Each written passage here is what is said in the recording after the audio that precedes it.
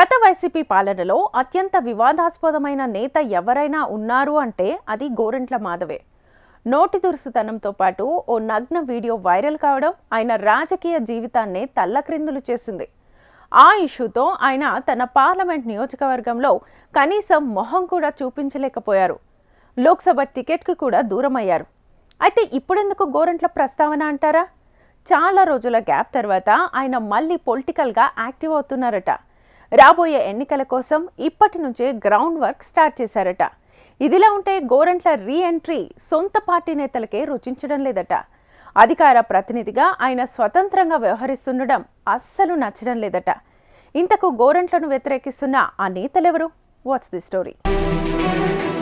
హిందూపురం మాజీ ఎంపీ గోరంట్ల మాధవ్ పొలిటికల్గా మళ్లీ యాక్టివ్ అయ్యే ప్రయత్నంలో ఉన్నారట. నిన్నటి వరకు పార్టీకి రాజకీయాలకు అంటిముట్టనట్టుగా ఉన్న మాధవ్ ఇక నుంచి తన సహజ శైలిలో రాజకీయంగా దూకుడును ప్రదర్శించేందుకు రెడీ అవుతున్నారట.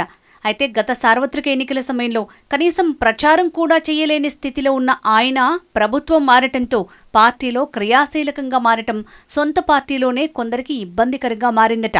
గోరంట్ల రాక అనంతపురం వైసీపీలో చిచ్చు రాజేస్తుందనే వార్తలు చక్కర్లు కొడుతున్నాయి. 2029 వరకు పోలీస్ అధికారిగా ఉన్న గోరంట్ల మాధవ్ ఆ తర్వాత ఖాకీ వదిలి ఖద్దరు వేశారు. ఆ ఎన్నికల్లో వైసీపీ తరపున హిందూపురం ఎంపీగా బరిలో నిలిచి గెలుపొందారు. అలా ఒక్కసారిగా పోలీసు నుంచి పొలిటీషియన్గా టర్న్ అయ్యారు. ఎంపీగా ఉన్నప్పటికీ దూకుడు స్వభావంతో ఇటు పార్టీలో అటు పార్లమెంట్లో ఆయన్ని అనేక వివాదాలు చుట్టుముట్టాయి. నాటి ప్రతిపక్ష నేత చంద్రబాబు, లోకేష్తో పాటు పలువురు టీడీపీ నేతలపై అప్పట్లో ఘాటైన వ్యాఖ్యలు చేస్తూ నోరు పారేసుకోవటం వివాదంగా మారింది. సమయం దొరికినప్పుడల్లా టీడీపీ నేతలు ఆ పార్టీ అధినేతపై ఒంటికాలుతో లేచే మాధవ్ పలు సందర్భాల్లో ఏకవచనంతో సంబోధిస్తూ అనరాని మాటలనేవారు. తనదైన యాస, భాషతో ప్రత్యర్థులు ఎంతటివారైనా పరుష పదజాలంతో తూలనాడుతూ వచ్చారు. ముందు నుంచి దూకుడు స్వభావమే తనకు గుర్తింపు తెచ్చిపెట్టిందనే నమ్మకంతో ఆయన పలు సందర్భాల్లో చేసిన వ్యాఖ్యలు ఆందోళనలకు దారితీశాయి. పార్లమెంట్లోనూ పలు సందర్భాల్లో టీడీపీ ఎంపీల ప్రసంగాలకు అడ్డు తగిలే ప్రయత్నం చేయటం, అక్కడ వారితో దురుసుగా ప్రవర్తించటం అప్పట్లో చర్చనీయాంశంగా మారింది. ఎంపీగా ఉన్న సమయంలో సామాజిక మాధ్యమాల్లో గోరంట్ల మాధవ్ పేరుతో ఓ నగ్న వీడియో వైరల్గా మారటం ఆయనకు ఇబ్బందిగా మారింది. దాని ఫలితంగా పార్టీలోనూ బయట జరగరాని నష్టం జరిగిపోయింది. చివరికి 2024 ఎన్నికల్లో ఆయన పోటీ చేసేందుకు టికెట్ అడగలేని పరిస్థితి నెలకొంది. పార్టీ తరపున ఎన్నికల్లో కనీసం ప్రచారం చేయలేకపోయారు. తొలినాళ్లలో మాధవ్ సేవలను బాగా వినియోగించుకున్న పార్టీ పెద్దలు ఎన్నికల సమయంలో ఆయన్ని పట్టించుకున్న దాఖలాలు లేవు. ఎన్నికల్లో ఆ పార్టీ ఓటమి పాలవటం, కూటమి ప్రభుత్వం అధికారంలోకి రావడంతో ఒక్కసారిగా పరిస్థితులు తలకిందులయ్యాయి. వైసీపీ అధికారం కోల్పోవడంతో పాటు ఆ పార్టీకి పట్టున్న రాయలసీమ జిల్లాలోనూ ఘోర పరాజయం చవిచూడటంతో కోలుకోలేని పరిస్థితి నెలకొంది. ఉమ్మడి అనంతపురం జిల్లాలో 14 అసెంబ్లీ, 2 పార్లమెంట్ స్థానాల్లో ఆ పార్టీ అభ్యర్థులు ఓటమి పాలయ్యారు. ప్రతిపక్షంలో అధికార పార్టీని ప్రశ్నించే నేతలు కరువయ్యారు.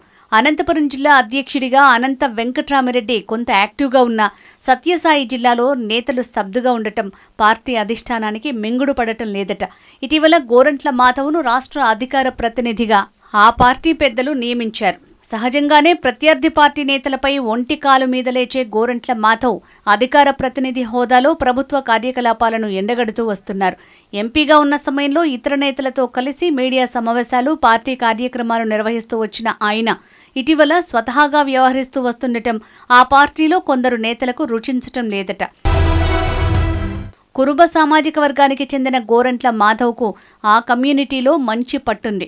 ఎన్నికలకు చాలా సమయం ఉన్నప్పటికీ ఇప్పటి నుంచే వచ్చే అసెంబ్లీ ఎన్నికల్లో పోటీ చేయటానికి నియోజకవర్గాన్ని ఖరారు చేసుకునే పనిలో పడ్డారన్న చర్చ ఆ పార్టీ నేతలకు తలనొప్పిగా మారిందట. 2026లో నియోజకవర్గాల పునర్విభజన అనంతరం ఉమ్మడి అనంతపురం జిల్లాలో దాదాపు 4 అసెంబ్లీ నియోజకవర్గాలు పెరిగే అవకాశం ఉందనే వార్తలొస్తున్నాయి. దీంతో వచ్చే ఎన్నికల్లో మాధవ్కు కురుబ సామాజిక వర్గం ఎక్కువగా ఉన్న రాప్తాడు వంటి నియోజకవర్గం అప్పగించనున్నారన్న ప్రచారం జోరుగా సాగుతోంది. ఇప్పటివరకు పార్టీ అధిష్టానం నుంచి ఎలాంటి నిర్ణయాలు వెలువడకపోయినా ఉమ్మడి అనంతపురం జిల్లాలో జరుగుతున్న పరిణామాలు, ఆ పార్టీలో జరుగుతున్న చర్చ కాకరేపుతోందట. గోరంట్ల మాధవ్ మున్ముందు ఏ విధంగా వ్యవహరిస్తారు, ఆయన విషయంలో పార్టీ ఎలాంటి నిర్ణయం తీసుకుంటుందో.